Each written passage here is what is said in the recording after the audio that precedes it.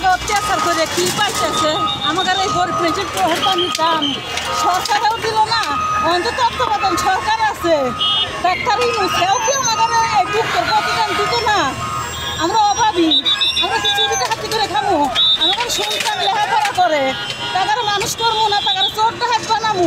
সরকার কি চায় আমাদের তো কইতে পারে, নাহলে গরিবের এক জায়গায় কই দিয়ে ওই নদীর বাসা দিই, না হলে গুলি করে মারিয়ে হালায় শেষ। বাংলাদেশে গরিব থাকবো না, অভাব থাকবো না, ফুটপাতে দোকানদারি করবো না।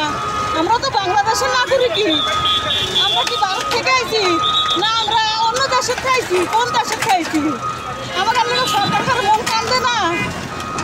আমরা এদেশের ভোটার না, এদেশের নাগরিক না? কি এর লেগে আমাদের মাঝে মাঝে এমন অত্যাচার করে?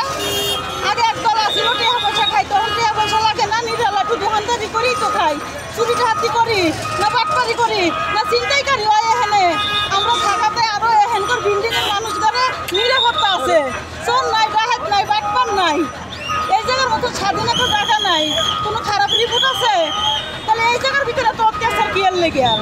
আমরা এখানে একটা বুড়া মানুষ, পুরোপুরি দুজন দোকানদারি করে খায়। ওই মুরব্বী একটা হাড়ে স্টক করতে কয়বার মরে যাবো, দোকানদারি করে খায়। আমি দুটো ছেলে মেয়ে লেখাপড়া করাইতেছি, আমরা পুরোপুরি দুজন কাজ করে খাই। কি আর লেগে আমাদের এত কষ্ট দেয়? একটু সরকারের কয়েন আমাদের কইতো, আমাদের অপরাধটা কি?